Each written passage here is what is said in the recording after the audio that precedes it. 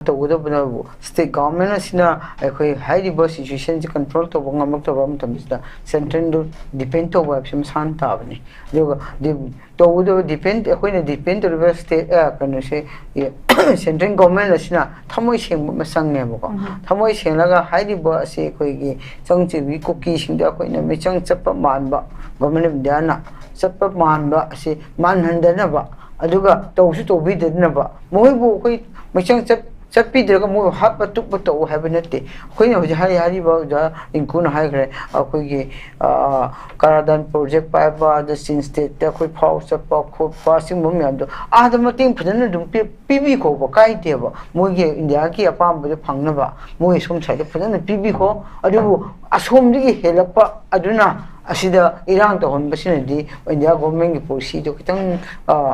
तौरम दबसु याय दब अखोइ म्याम खनबदो अदो कयुंबा मदु तौरम ताइदी अखोइ मणिपुर आदा करादन प्रोजेक्ट सपोर्ट तोगा सक्सेस ओइना बने हन तोगा सिदा चिन कोकी सिंग फॉरेनर म्याम संगसिलगा इरांग तो होनबदो मदु कोऑपरेट तो मोंदा उटपदो तौम दबि हाय दब अखोइ दि उटपदो हाइफेक मानबा म उरेबा अदो तौदसु काइदे वानिदा मागी रिलेशनशिप तो लैबिखो कुकी सिंग चिन सेट लेबो कुकी म्याम जो रिलेशनशिप लेगनो है नते लेगो बा इंडिया की पॉलिसी जो सक्सेस तौनबो तोबि खोबा दुबो मदु की सक्सेस तौनबनेना सिदा चंगसिलगलिबा ब्राह्मणिस की बर्मा रे चंगसिलबा इरिगेट म्याम अदुबो अखोइ मणिपुर हरासमेंट की मोंगदा तौबिरि बेसिदे इदि खुजक तो हन पामे मसीने कोइ प्रजा म्यामना मणिपुर खक नतिको इंडिया गवर्नमेंट ना इंडिया प्रजा ना पामिसिदि इंडिया गवर्नमेंट दा अपील तो मधुगुम्बा फॉरेनर पुसिलगा इंडिया दो ओपन नेबा स्टेट अतोपदा हुजि फोंग फोंग साइसिने ब्रह्म क्वाइटि कनबा नॉर्थ ईस्ट क्वाइट चाव स्टेट अम ओइबा असम दा फॉरेनर संग यारोइना सिमसना कन्ना युम थुकाय तारबदा गवर्नमेंट दा के हाइदिना अदुदि गवर्नमेंट ऑफ मणिपुर मतम मधुदा पाइबा गवर्नमेंट बीजेपी गवर्नमेंट ने असम बीजेपी गवर्नमेंट ने मणिपुर की गवर्नमेंट सिना इलीगल इमिग्रेंट संग यारोइना कन्ना मोई सपोर्ट तौबीगदबने वानिदा असम में सपोर्ट तौबा मणिपुर तौरोइदी क्वेश्चन तौफम लेदबराबा असिंबा आई लास्ट ओके लाक्तिगे ओजा माइबोंद लाक्तिगे ओजा तसेंग ओजा सिगे अखोइना खुलाई म्याम फागलकपसे मसिना अखोइगी तुम हानै पुसिदा हलपा ngamdoina नत्रगा सिगे इंटेंशन से कमाइना थंबिलिंग ओजा सुब्रा अखोइया येंगबि याबसे अखोइ खुलाई फागप खक्तदा अखोइना हाना येंगसिलुबा उवसु फत्ते कमाइना कई फागलिनो कई मसी गवर्नमेंट ऑफ इंडिया ना हजि पॉलिसी कई सुम येंजबदा हजि मसी इशू हे ठोखिबा मतम सिदगी अखोइ कई कई तौरके कनान एक्टिविस्ट तौरके हाइबा मतमदा अखोइना उबसे अखोइ कुकी गी अखोइ सेपरेट पामजबा हाइताइ को मणिपुर की सेपरेट पामजबा असिदा कनाना हाना ओपन ओइना तौरके हाइबा मतम सिदा अखोइ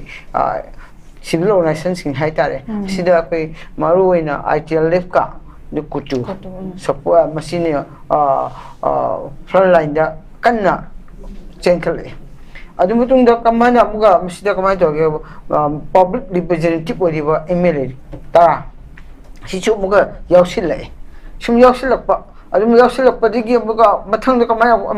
मसि अनिगी मार्कदा कन्ना सफुमा तौपम तमसिदा अखोइगी अकनबा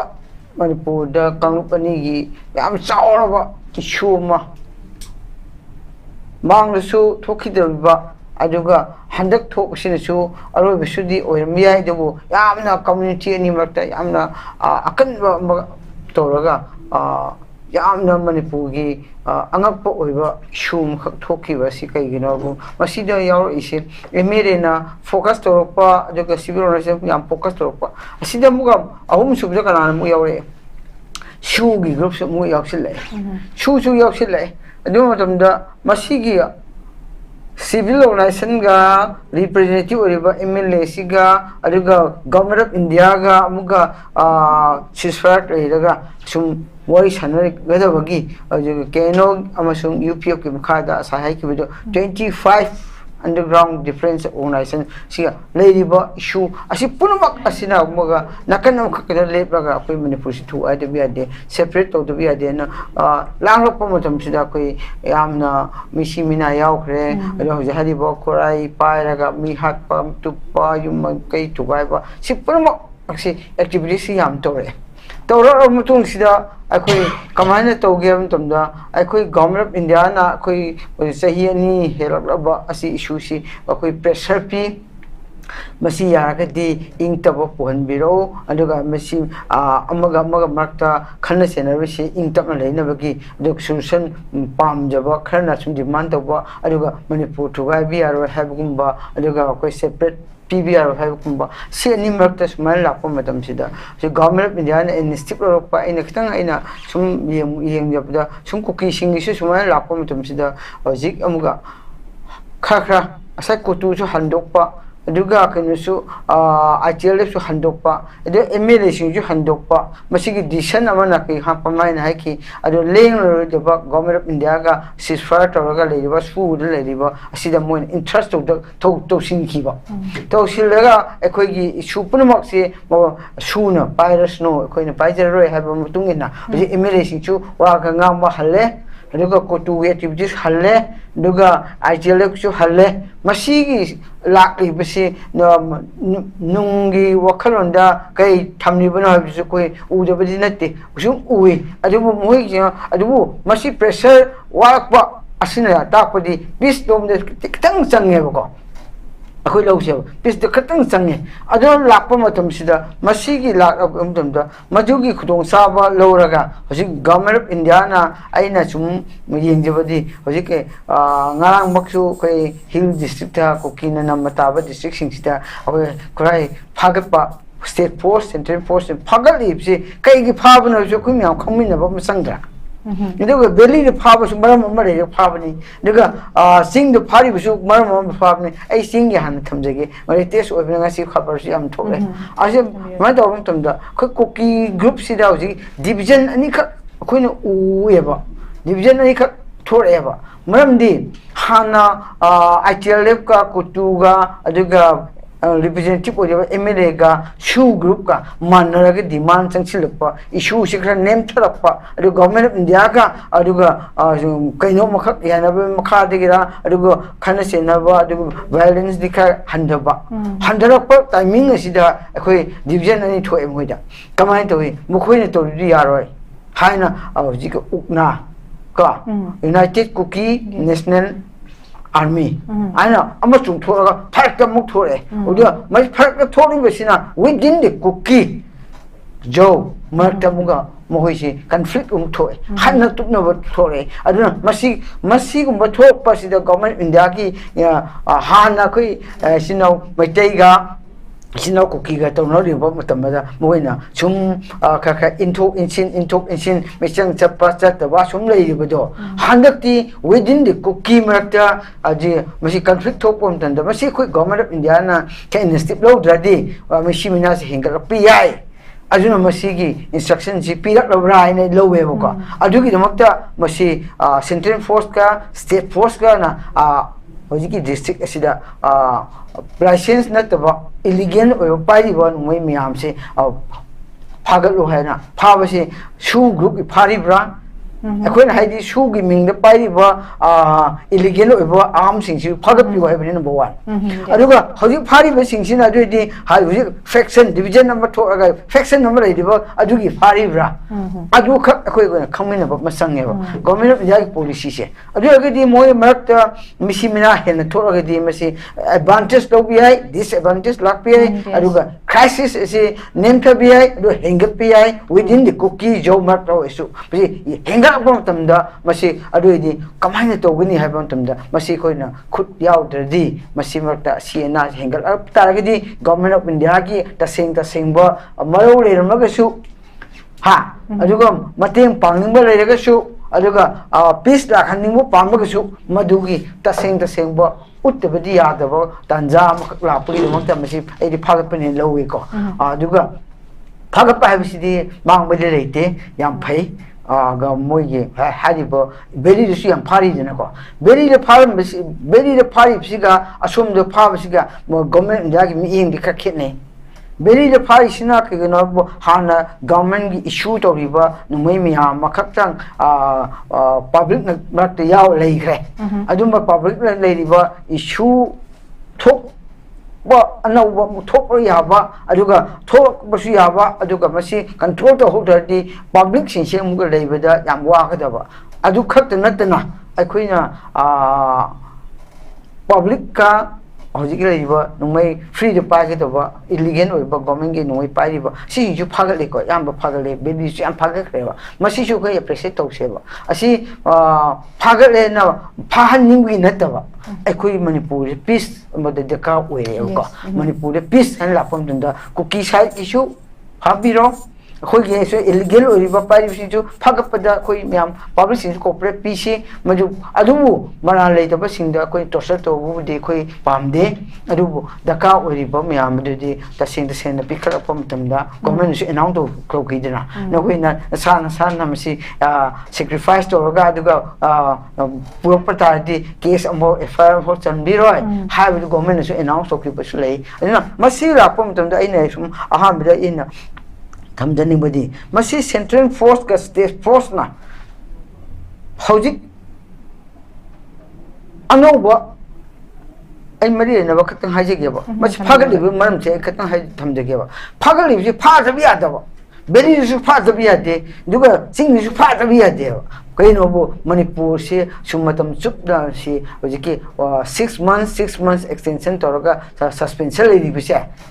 को मसी थमसे कुइने थमदी यादेबा मसी पॉपुलर गवर्नमेंट अमख गवर्नमेंट ऑफ इंडिया नसु थमनिंग लमगनी अदुगा मणिपुर प्रजासु पॉपुलर गवर्नमेंट थमनिंगी कुकी साइकिसु अदुगा अखोई साइकिसु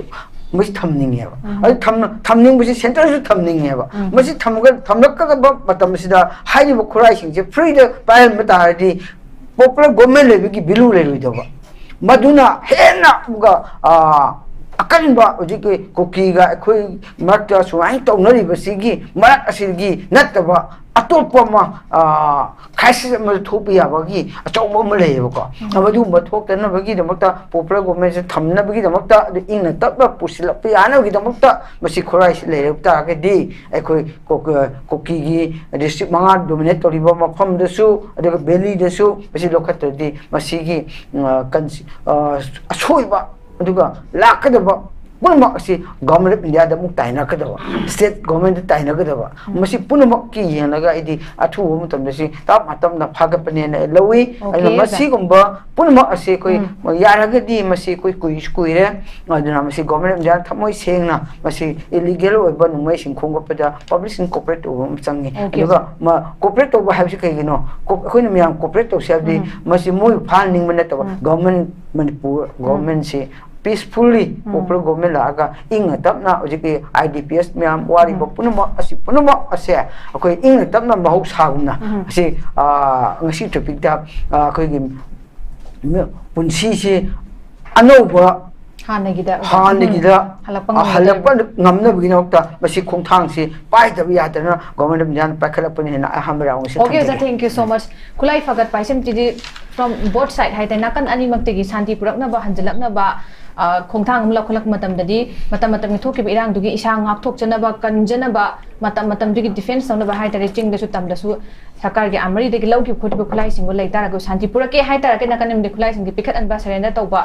दगी साइ थोकन लेबो खुलाई से लखत पसिगी अदुम मसिमदि अदुम अचुम खोंथांग ओइदन लेबनि बट तौरिगुम सु लखल लेबो खोंथांग से मरोइना कोगी ओजामाइ बोंदम लाक्तिगे ओजा हुजिकी सुगी सीजन अबगी मतंग सिमा पोचिमा लेरे सिदा मखोगी तोगाना मोटिव सम लेबा चौबा मिटेंग अमसुम थंबा यारे दुगा हौजिक सी ngasai popular government sem daba masung government of India gi magi thausil ji matang la kan da hojik phau si ngasai su thambi ki bajana maybe moi conducive environment sem oram basu yai khulai fagala ko gi process se adu meeting mu thambain thambire jana ado hojik phau ba ta seng hara gadi akoi gi da number masing hai ta number game se da lenga am popular government sem number de chap chana dum leijeri poni masida sem ngam da na hojik se leine duna PR से मुझे जी parliament से मुझे table तौर ना house नहीं मक्ता मुझे थातरुक अमा मुझे सांग तो को वफम से मैं पुखन तन तौरे अदु तारा गदी हुजे फावदा थंगल इबा थातरुक सिदा मोय थमै बा खोंथांग सिंग जखल इबा मयाम सेदा ꯑꯩꯈꯣꯏꯒꯤ ꯄꯣꯄꯨꯂꯔ ꯒꯚꯔꯟꯃꯦꯟꯠ ꯊꯝ ꯇꯥꯔꯒꯗꯤ ꯃꯣꯏꯗ ꯇꯧ ꯇꯥꯔꯒꯗꯤ ꯃꯈꯣꯏꯒꯤ ꯄ꯭ꯂꯥꯟꯁꯤꯡꯁꯦ ꯀꯥꯏꯔꯗ꯭ꯔꯥ ꯃꯈꯣꯏꯅ ꯁꯥꯒꯠꯂꯛꯏꯕꯁꯤꯡꯁꯦ ꯑꯗꯨꯅ ꯃꯁꯤ ꯑꯗꯨꯝ ꯍꯥꯏꯇꯥꯔꯦꯅꯦ ꯃꯇꯝ ꯂꯧꯔꯀꯥꯟꯗ ꯑꯩꯈꯣꯏꯒꯤ ꯀꯩꯅꯣ ꯇꯧꯔꯀꯥꯟꯗ ꯃꯣꯏꯒꯤ ꯄ꯭ꯂꯥꯟꯁꯦ ꯃꯥꯏ ꯄꯥꯛꯅꯅꯕ ꯍꯥꯏꯅ ꯑꯗꯨꯒꯤ ꯄꯣꯠꯇꯨꯗ ꯑꯩꯈꯣꯏ ꯗꯤꯂꯦ ꯇꯧꯕꯅꯦ ꯂꯧꯕ ꯌꯥꯕ꯭ꯔꯥ ꯀꯃꯥꯏꯅ ꯊꯝꯕꯤꯅꯤꯡꯉꯤ ꯑꯣꯖꯥ? ꯃꯁꯤ ꯑꯩꯈꯣꯏ ꯃꯁꯤꯒꯤ ꯇꯣꯄꯤꯛ ꯃꯇꯨꯡ ꯏꯟꯅ ꯌꯦꯡꯕꯗ ꯑꯩꯈꯣꯏ ꯄꯣꯏꯟꯠ ꯈꯔꯗꯤ ꯑꯗꯨꯝ ꯊꯝꯖꯅꯤꯡꯉꯦ ꯍꯧꯖꯤꯛ ꯍꯪꯂꯤꯕ ꯄꯣꯄꯨꯂꯔ ꯒꯣꯚꯔꯟꯃꯦꯟꯠ ꯊꯝꯕ ꯑꯗꯩ ꯑꯦꯛꯁꯇꯦꯟꯁꯟ ꯇꯧꯕꯗꯨꯅ ꯑꯩꯅ ꯑꯔꯣꯏꯕꯗ ꯊꯝꯖꯒꯦ ꯑꯍꯥꯟ ꯍꯥꯟꯕꯗ ꯍꯧꯖꯤꯛꯀꯤ ꯉꯁꯤꯒꯤ ꯏꯁꯨ ꯂꯩꯔꯤꯕꯁꯤꯗ ꯍꯧꯖꯤꯛꯀꯤ ꯈꯨꯠꯂꯥꯏ ꯐꯒꯠꯄ ꯈꯣꯠꯂꯛꯄ ꯃꯌꯥꯝ ꯑꯁꯤꯗ ꯍꯧꯖꯤꯛ ꯍꯥꯏꯔꯤ ꯑꯩꯈꯣꯏꯅ ꯃꯍꯧꯁꯥꯒꯤ ꯄꯨꯟꯁꯤ ꯑꯃꯨꯛ ꯍꯟꯖꯤꯟꯕ ꯉꯝꯒꯗ꯭ꯔꯥ ꯉꯝꯃꯣꯏꯗ꯭ꯔꯥꯅ ꯃꯁꯤ ꯍꯟꯖꯤꯟꯅꯕꯒꯤꯗꯃꯛꯇ ꯒꯚꯔꯟꯃꯦꯟꯠ ꯑꯣꯐ ꯏꯟꯗꯤꯌꯥꯅ ꯄꯥꯏꯈꯠꯍꯟꯅꯤꯡꯕ ꯃꯈꯛꯇꯤ ꯑꯩꯈꯣꯏ ꯂꯩ ꯃꯁꯤ ꯄꯥꯏꯈꯠꯇ꯭ꯔꯗꯤ ꯃꯣꯏ ꯑꯩꯈꯣꯏ ꯍꯧꯖꯤꯛ ꯍꯥꯏꯔꯤꯕ ꯃꯍꯧꯁꯥꯒꯤ ꯄꯨꯟꯁꯤꯗꯨ ꯃꯅꯤꯄꯨꯔꯗꯗꯤ ꯑꯣꯏꯔꯣꯏꯅ ꯂꯧꯁꯦꯕꯀꯣ ꯍꯧꯖꯤꯛ ꯑꯣꯏꯅ ꯃꯔꯨꯑꯣꯏꯕꯗꯤ ꯄꯔꯃꯅꯦꯟꯠ ꯁꯦꯇꯜꯃꯦꯟꯠ ꯑꯃꯈꯛ ꯑꯃꯨꯛꯒ ꯂꯩꯍꯟꯕꯁꯤ ꯌꯥꯝ ꯇꯉꯥꯏ ꯐꯗꯕ ꯑꯗꯨ ꯒꯚꯔꯟꯃꯦꯟꯠ ꯑꯣꯐ ꯏꯟꯗꯤꯌꯥꯅ ꯄꯔꯃꯅꯦꯟꯠ ꯁꯦꯇꯜꯃꯦꯟꯠꯁꯤ ꯊꯝꯒꯦ ꯍꯥꯏꯔꯒꯗꯤ ꯃꯁꯤ ꯀꯔꯝꯕ ꯁ꯭ꯇꯦꯞꯇ ꯍꯥꯟꯅ ꯑꯩꯈꯣꯏ ꯂꯧꯈꯠꯀꯗꯒꯦ ꯍꯥꯏꯕ ꯃꯇꯝꯗ ꯑꯩꯈꯣꯏ ꯍꯧꯖꯤꯛ ꯍꯧꯖꯤꯛꯇꯤ ꯒꯚꯔꯟꯃꯦꯟꯠ ꯁꯦꯟꯇ꯭ꯔꯦꯜ ꯒꯚꯔꯟꯃꯦꯟꯠꯗ BJP ꯒꯚꯔꯟꯃꯦꯟꯠ ꯑꯁꯤꯅ ꯔꯨꯂꯤꯡ ꯑꯣꯏꯅ ꯇꯧꯔꯤꯕꯅꯤ ꯑꯗꯨ ꯑꯣꯏꯔꯒꯗꯤ ꯍꯥꯏꯔꯤꯕ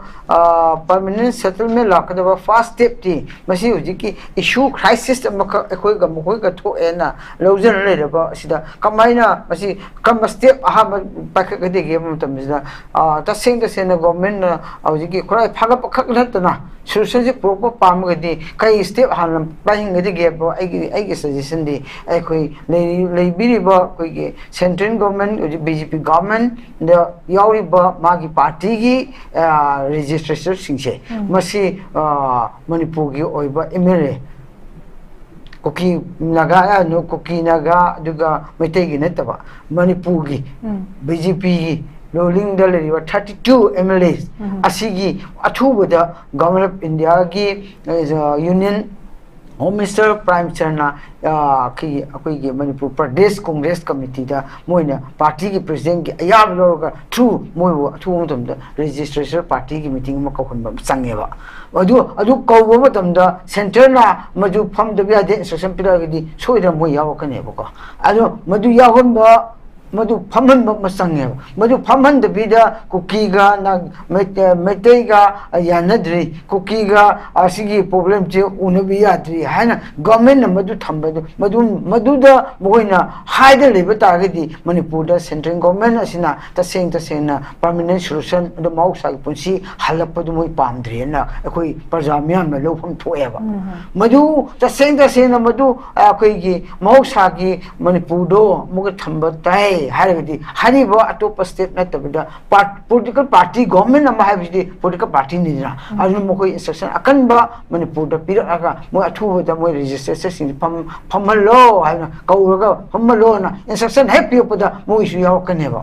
अदु या सेंट्रल गी एडवाइस मखादा हुजि एदि मोइ तोंगा लेदिबने ए लौजेबको हुजि सिचुएशन सिदा को किसिंगसु कोइ साइकिसु अजे यंग पुन्ना फमहनदिसे गवर्नमेंट की तसेंग इंस्ट्रक्शन अकम पीदबगिनी हाइबसे कोई प्रजा म्याम लौसी मधु अहान स्टेप आई लवनिंगी अदुगा अनिसुब स्टेप सिना मणिपुर दा हौजि हाइबा शू से गवर्नमेंट ऑफ इंडिया ना कईगी पर्पस दा शू थमखिबनो हाइबसे क्लियर कट अमखक दका ओएबा शू थमनिबसे कईगी दमक्ता कोई कुकी केनो मसुंग UPF की मखादा पुन्ना 24-25 ग्रुप से शूगी तंगाई फादरे मसी दका ओइना थमनिजे पर्पस दुम तुने कोई खंग मसी मधु पर्पस दुने अदु पीस की दमक्ता सोल्यूशन की दमक्ता इरांग थोक्तनबगी दमक्ता इलीगल इमिग्रेंट सिंग चंगतनबगी अदुगा असिगुंबा पुनम असिबु थोक्तनबनी हायगा शू सि थंबो एरमगदी कईदमक्ता मसी इशू थोलिबनो अदुगा कईदमक्ता मसी कंट्रोल तौदबनो अदुगा पर्पस दुने इना हंगिसिदि गवर्नमेंट ऑफ इंडिया दा स्टेट गवर्नमेंट अदुगा सेंट्रल गवर्नमेंट अनिदा कईदमक्ता शू गिसि कईदमक्ता कईगी इंपोर्टेंस मोहिदा मसी थमगदी स्टेट गवर्नमेंट अमसुंग सेंट्रल गवर्नमेंट अदुगा हाइरिबा कुकी की केनो अदुगा यूपीएफ ता मसी कानाबा फ्यूचर कानाबा मणिपुर के कानागदबा इंडिया के कानागदबा लेबिगे दमक मसी मरमना अखोई सुसी थंबनी है पर्पस दो क्रिएट अमक थंब मसंगे मधु नत्रदी मधुगी सुगी मिंदा मणिपुर इरांग थोंगी तौब्रा अदुगा सुगी मिंदा अदुगा मणिपुर सेपरेट ओइना एडमिनिस्ट्रेशन पिथोके हैब्रा आई हैबदी सेंटर ना सु थमद्रसु पीगे दे मु पीबी हैना सु थमद्रसु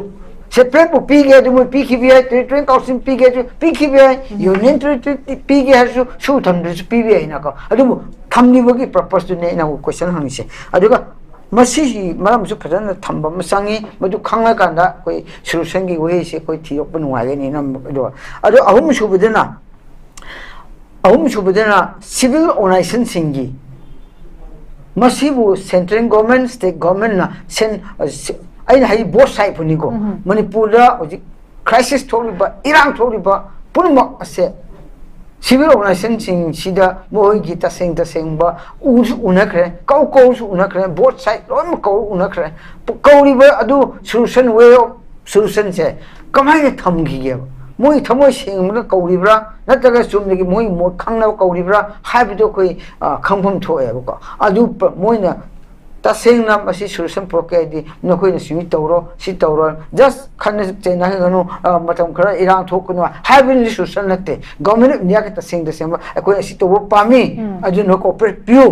अदु बोथ साइड सि पियो ना कुकी दसु हागिदबनी से सिंगदा अदु अकोइ गिसु हागिदबनी अदु नो मसी तौबो तागदी मणिपुर सि इरांग लेगनी इंडिया इरांग लेगनी अदु मसी इरांग लेतना अदु नो सि तौबोदबनी को मसलम हेरगा सि तौनी हाबिदो क्रेकर म हाबियो गवर्नमेंट इंडिया सिविल ऑर्गेनाइजेशन सिंगदसु अदुगा मरी सुवा अदुना अखोई परमानेंट सेटलमेंट अमा गवर्नमेंट ना तसिंग ना पामे दि फाग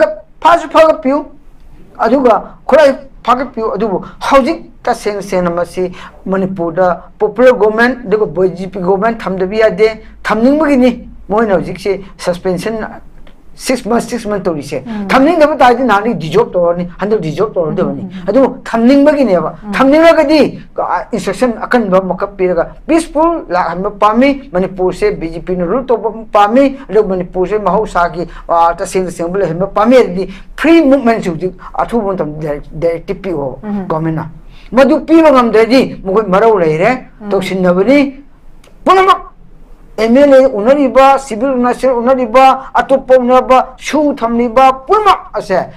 मिनम बने है ना कोई प्रजामिया में लौबदा अकाइबर विद्रा ने खल्ली मसी तसेन तोरगदी मसी की गवर्नमेंट पॉपुलर गवर्नमेंट थमनका अंदा फ्री मूवमेंट ओयमबदी यारोय पॉपुलर गवर्नमेंट लाक्टिंग मांगदा फ्री मूवमेंट हो जाय कोना चासमपुर फ्री चहनबा अदुगा चासमपुर की फार्म फ्री लाकपा अदुगा सेनापति फ्री चप्पा अदु उखरुन फ्री असिबा चाहनबा ngамदबा गवर्नमेंट लेगदी कमहाना कइगिर मत पॉपुलर गवर्नमेंट लाकदुइनो मसिने एक क्वेश्चन थंदनिंबदी popular government BJP government Manipur की तसेन असिदा अकनबा बीजेपी गवर्नमेंट मुख थंब पामगदी असि कइगिर मत हुजि फाउसे फ्री मूवमेंट ओहनदिबनो अदुना मसी कोई मसी फोर स्टेप ता मसी पाखा पिरगदी गवर्नमेंट की थमोय सेंबदो को प्रजाम्याम उबा पंगनी अदुगा मंगा सुबदना कमाय तौनी मसी सोल्यूशन पुरमक से लेदिबा म्याम से सोल्यूशन अमुका परमानेंट सोल्यूशन पामे अदु कोई मणिपुर प्रजाम्याम दी परमानेंट सोल्यूशन लाके हरगदी कइदवनी अबम तमदा गवर्नमेंट ऑफ इंडिया ना अमसुंग स्टेट गवर्नमेंट सिना पक्कागदबसे होजिक लागलिबा फॉरेनर बर्मारी लाइबा इलीगल इमिग्रेंट सिंग अदुगा रिफ्यूजी सिंग अदुगा फॉरेन की टेररिस्ट सिंग संगसिल लाइबा पुनमक से अखोई अथुबा मतम दु गवर्नमेंट ऑफ इंडिया ना central force Narga state force Narga identify तो थोप मसंग है छुले लेबन सि लेरे अदुगा मसी असि सिंगसिना इलीगल इमिग्रेंट सिंग ना सुप लेरे अदुगा असिना टेररिस्ट सिंग सि लेरे ओय मिक्स अप ओय लेब्रा लेदब्रा से अथुबा नंदा छु केम लेरिबा एग्रीमेंट यारिबा केम सिदा आइडेंटिफाई थुन तो पमसंगी एलिगन ओइबा सिना सिविल की एलिगन इमिग्रेशन रिफ्यूजी सिने द टेररिस्ट ओन इंस्टेंशियल पर्सन है क्रेकर ओइबा असि अखोय थुबन तो पॉइंट एन पॉइंट मंगा दा सिथमदे के गनाबो मणिपुर से permanent solution pamme ba permanent solution la leina ba to mukta masi da ka yam oi ai masi khandok pa matam da aikoina hoji masi yam da ka oi ajuna masi aikoina masi aina hairi ba puno asi kai gino haibo manipur si ingna tapna thaina lising ani gi puari le ba jati mana khunda le ba manipur sida koina hoji se koin tungda masi lakpam damna tungda amuga asigumba hanna thoktana bagi thokhan ning da bagi damak akoi haibani masina akoi yengba yabadi akoi na pambadi hojik leiriba issue sida akoi permanent amaka puraksi haragadi aduga akoi leiminariba punama asida akoi tatsen sena akoi koki habada akoi koki jau haibase koki sin koki haibse de koi hande ki tarak ti ko aduga hojik lei ba koki marakta manipur gi citizen oikraba india citizen oikraba khan lei ri ba india citizen oikiba koki sing hojik permanent oina se sehi sama sani lei khaba swa sampuda lokatino panda asile lei ba khra yaw re ba masi sing si shu boi de na appeal moi se na appeal to jeninge gi side gi shu alo manipur gi side gi shu masi sing je mutam gyan ta ba sange akoi ing tama leiraga akoi leiraga manipur si kan hoba ijati miam si kan hoba aduga atopa mitop adigi changasu burma ri changrakpa kuki miam le bangladesh lakwa kuki atopa miam manipur citizens nataba india citizens nataba asiguma miam se akoi manaraga asi athuwa matam de irigen asini aduga sina sini na lon refugee sing chang sini na akoi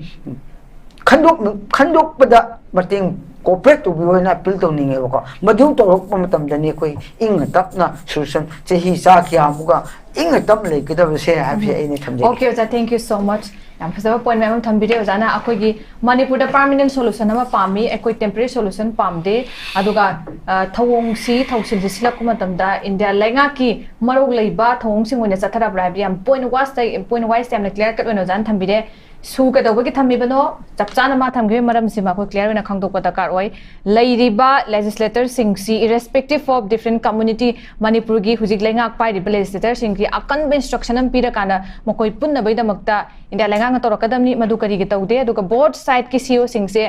mayam ama kaura una hangré masida si taugadabani masi taudaba yaro habagi moy directive si pidabida ani makse kari khalim no khangdok na bagi damakta chatharakpa thausiloina man bagi mawong aduga PR set thamningdana makoina paikhaliba khongthang thingje mai pakna bai namdana thamna bai na koigi sakri tawrakan masi extend tawrakna hotna rabra haiba potam leire aduna mai gi suma khongthang singsi yam thuna aduga koigi permanent settlement si singa dawni santi mahausa gi punsida halakhan ge tare khongthang thingge tawbra popudum tarani aduna tana akoi nomai khara phagat khurkat pa tawbasina di santi halakna ba hani punsida halakna ba haiba potu oiru hebe wafam do thambire oja na yam ngai jai oja man oja mai ponda oja losilapagi ona ja closing to ba ona thambi oja te tang koi hoji thongke budai tase sena tum losilapda soma pinto jening budi ai atai da haninge kisle tesing ba achoba issue master amada thopo matamda masi kana to godo bana state government asina ai high bus situation ji control to bonga mak to bam tamista central do depend to ba sim san ta bani yoga to godo depend ai depend to state kana se central government asina thamoi seng masang ne ba thamoi seng laga high bus se gi changchi wi cookie sing da koi na me chang chapa man ba government dana chapa man ba ase man handana ba aduga tawsu to bi de na ba moi bu koi me chang chapi de ga mo hat pa tuk pa to have nate koi na hoja hari ba ja inkun hai gre koi gi karadan project pa ba the sin state ta koi phau chapa kho pa sing mom yam do a da mating phudana dum pi ko ba kai te ba moi gi india ki apam ba phangna ba moi som sai de phudana pi ko adu asom gi helapa aduna asida irang to hon basina di india government gi policy to kitang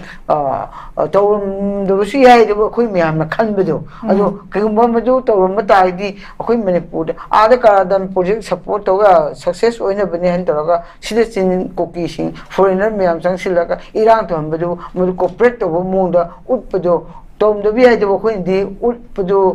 ꯍꯥꯏꯐꯦꯠ ꯃꯥꯟꯕ ꯑꯃ ꯎꯔꯦꯕ ꯑꯗꯨꯅ ꯇꯧꯗ꯭ꯔꯁꯨ ꯀꯥꯏꯗꯦ ꯋꯥꯅꯤꯗ ꯃꯥꯒꯤ ꯔꯤꯂꯦꯁꯟꯁꯤꯞꯇꯨ ꯂꯩꯕꯤꯈꯣ ꯀꯨꯀꯤꯁꯤꯡ ꯆꯤꯡ ꯁ꯭ꯇꯦꯠꯇ ꯂꯩꯕ ꯀꯨꯀꯤ ꯃꯌꯥꯝꯗꯨ ꯔꯤꯂꯦꯁꯟꯁꯤꯞ ꯂꯩꯒꯅꯨ ꯍꯥꯏꯕ ꯅꯠꯇꯦ ꯂꯩꯈꯣꯕ ꯏꯟꯗꯤꯌꯥꯒꯤ ꯄꯣꯂꯤꯁꯤꯗꯨ ꯁꯛꯁꯦꯁ ꯇꯧꯅꯕ ꯇꯧꯕꯤꯈꯣꯕ ꯑꯗꯨꯕꯨ ꯃꯗꯨꯒꯤ ꯁꯛꯁꯦꯁ ꯇꯧꯅꯕꯅꯦꯅ ꯁꯤꯗ ꯆꯪꯁꯤꯜꯂꯛꯂꯤꯕ ꯕ꯭ꯔꯍꯃꯤꯁꯇꯒꯤ ꯕꯔꯃꯥꯗ ꯆꯪꯁꯤꯜꯂꯛꯄ इरिगेट मैम अखोई मनपुर हारासमेंट की मौंग तौबीबसीदी अभी खुद तोहन पामी मसीने प्रजा मैम मनपुर खक नतीको इंडिया गवर्नमेंट इंडिया प्रजा पामीसीदी इंडिया गवर्नमेंट अपील तौरीसीदी मधुगुंबा फॉरेनर पुसिलगा इंडिया ओपन लेबा स्टेट अतोपद हुजिक फोंग फोंग सारीसीने ख्वाई कन्बा नॉर्थ ईस्ट ख्वाई चाव स्टेट अमा ओइरिबा आसाम दा फॉरेनर चंग यारोइना सिमसना कन्ना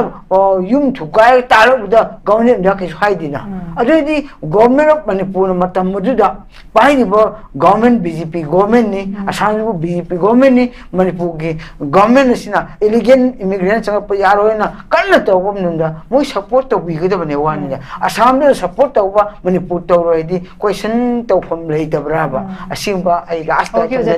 यू सो मच